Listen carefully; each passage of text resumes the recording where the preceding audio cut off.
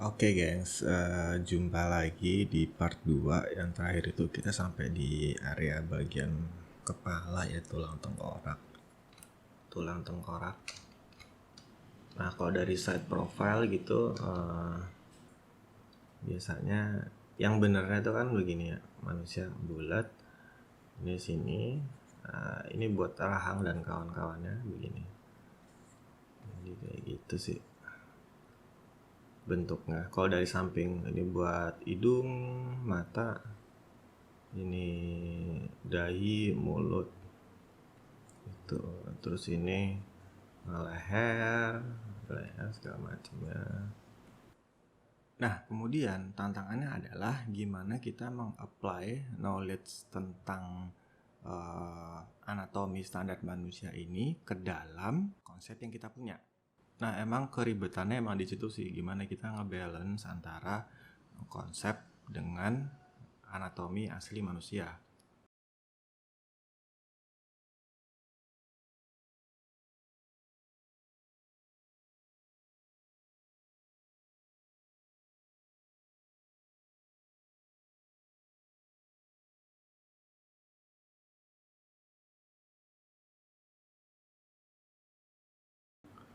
Kita benerin anatominya, terus kita balik lagi ke konsep, kita samain lagi ke konsep. Gitu aja sih, gampang kok guys sebenarnya.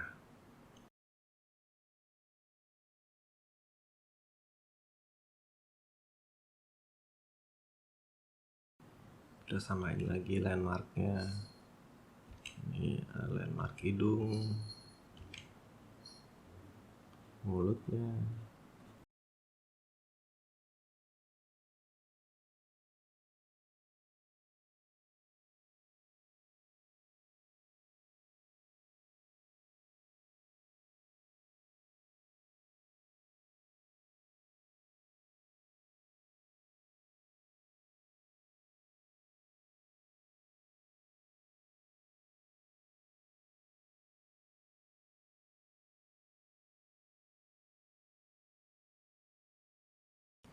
Sebenarnya dunianya karakter artis biasanya ada 3 aliran ya, anjir, sekte, 3 sekte lah, 3 sekte besar. Pertama adalah sekte realistik. Jadi itu biasanya hasilnya betul-betul anatominya anatomi manusia pada umumnya gitu ya, itu yang realistik.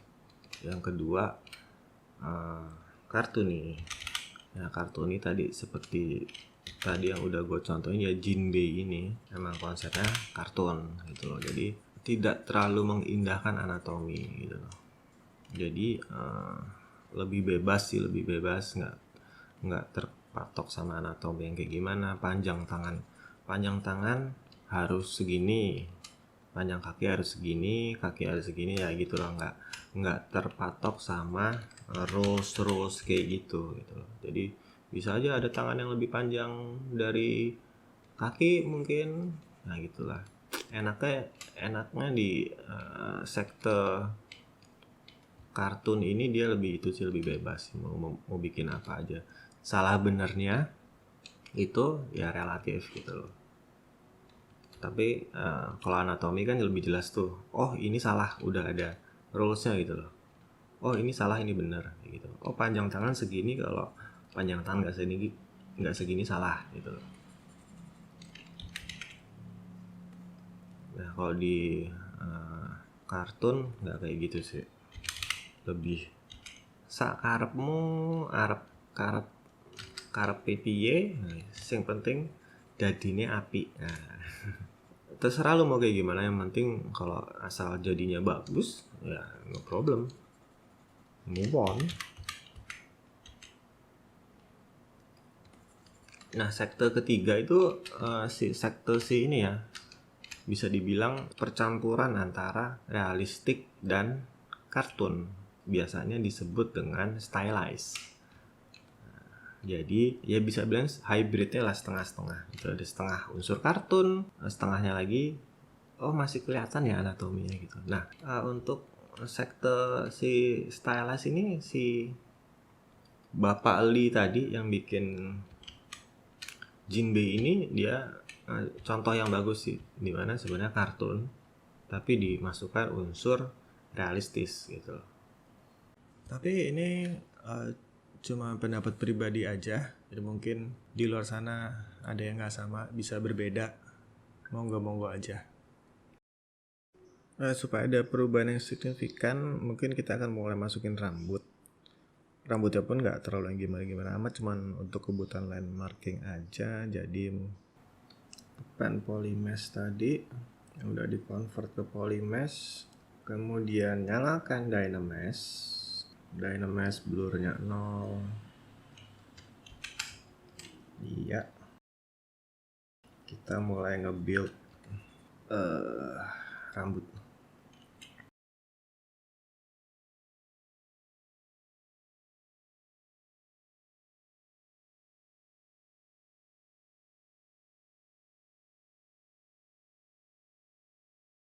Cek dari atas, yang mana sebenarnya ngecek mesh kita dari atas itu penting banget sih, buat selalu aware kalau kepala itu sebenarnya bentuknya harus silinder atau lingkaran atau bentuk telur lah.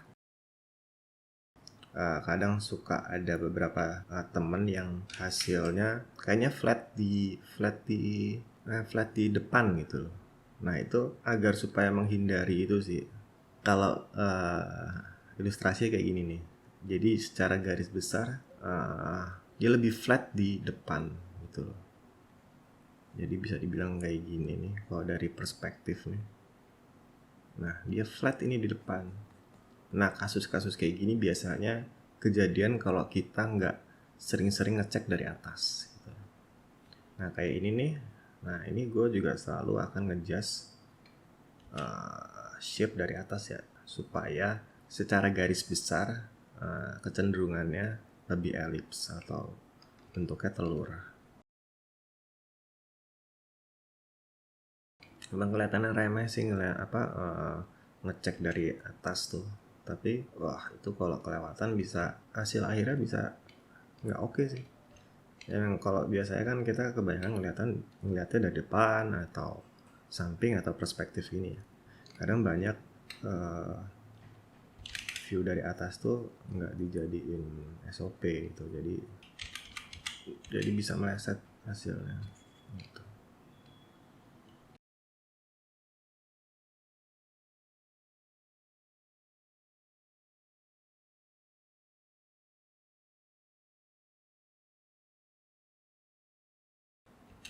Jadi rambut pun adalah salah satu landmark yang penting sih. Biasanya di anatomi ada apa? Ini di zebra sudah ada nih. Anatomi biasa tuh segitu, hidung, mulut. Nah, kita coba apply siluet ini ke dalam karakter kita sih. Ini masih dalam rangka landmark ya guys. Masih panjang sih sebenarnya proses landmarking ini. Jadi dari proses landmark ini kita udah bisa ngelihat hasil big picture-nya kayak gimana. Jadi kalau ada yang salah-salah ya kita nggak terlambat gitu, bisa langsung dibenerin.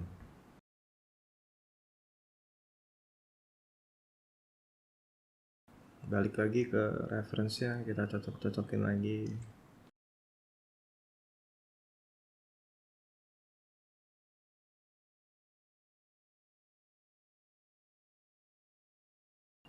Siluet-siluetnya disamain. Sekali lagi masih dalam rangka landmarking.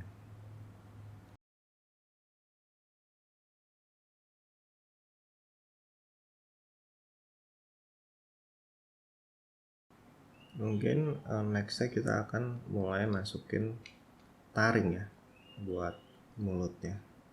Oke, bibirnya pun sebenarnya ada dia. Di sini tetap ada bibir.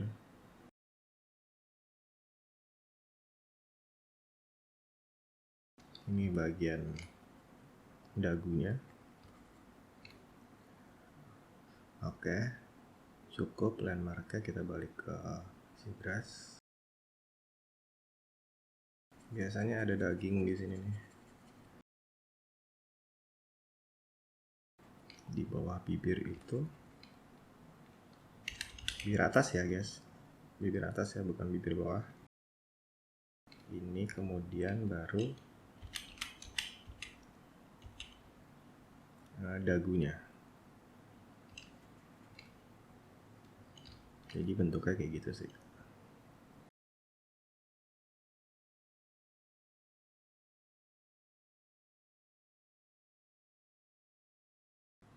Lihat dari atas bawah, sekali lagi buat ngecek bentuk general dari karakter ya, semuanya elips sih. Jadi dari dahi ini bentuknya selalu elips. Begitu juga sama mulut. Nah ini harusnya dia elips. Jadi kita mulai apply aja karakternya. Batas mulutnya itu di sini ya. Nanti kita akan tarik ke belakang. Kita acuhkan dulu bagian pipi. Kita kejar shape mulutnya dulu. Elips. Gimana caranya? Sebisa mungkin bentuknya selalu curve.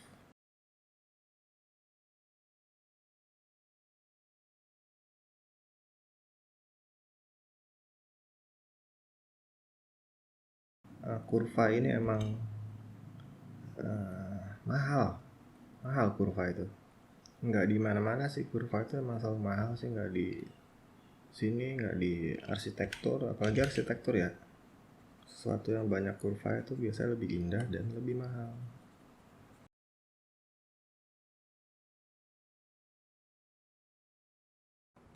Oke, kita akan stop dulu sampai di sini. Nanti akan lanjut lagi di part selanjutnya, di part 3. Jadi, thank you teman-teman atas waktunya. Semoga bermanfaat. Ciao.